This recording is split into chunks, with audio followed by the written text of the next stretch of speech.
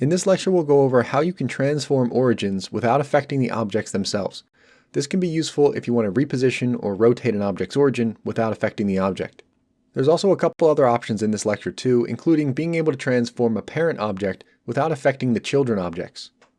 So to find all of these options, you can go over into the Tool and Workspace properties right here. And the three options we'll be working with are right here. Now let's start by enabling Effect Only Origins. Now when I do that and I do something like press G to move the object around, you can see it's not moving the object, it's only moving the origin. Same thing if we press R to rotate or S to scale.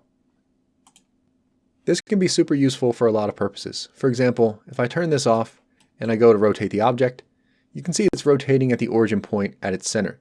But let's say I wanted it to rotate toward the end right there.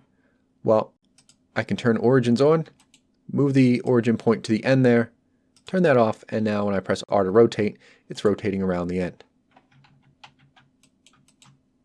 It's also especially handy when you need to rotate your origin for certain modifiers. For example, over in the modifiers, I have this simple deform modifier bending the object. And the bending direction depends on the orientation of the origin point. So let's say this is actually bending the wrong way, and we want it to bend upward instead. Well, now all you have to do is go over to the workspace options here and have it affect only origins, and then press R and then X, and I'll rotate that 90 degrees, and there we go, all fixed. So this is a really useful newer tool in Blender. And all right, so we're done with that one. So let me disable that, and let me head over to example 2 to show you the next option.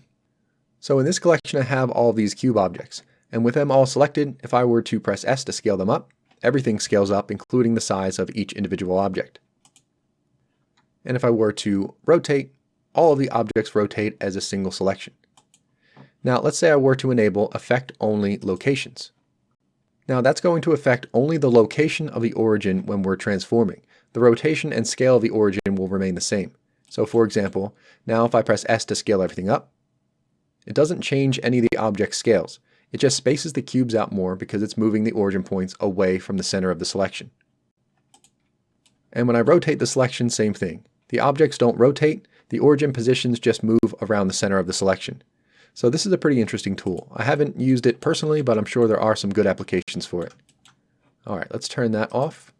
And now the parent option here is cool too, and allows you to move the position of a parent without affecting the child. And for that, we'll head over to example 3. So here we've got 3 little monkey heads, and they're all parented to this big monkey head. So when we move or rotate the big monkey head, everything else follows along. So we're kind of stuck with things like that. You won't be able to change the parent without changing the children too. Sure, you could just move the children around if you wanted to change things, but that's not always an easy option. But now you can break that parent-child bond temporarily with the parents only option here. So I'll turn that on, and now with the big monkey head selected, I can press G to move it around, or R to rotate it, even S to scale it, and it's not going to affect anything that's parented to it.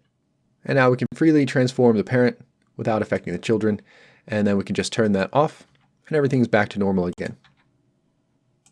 So that is potentially a super useful tool.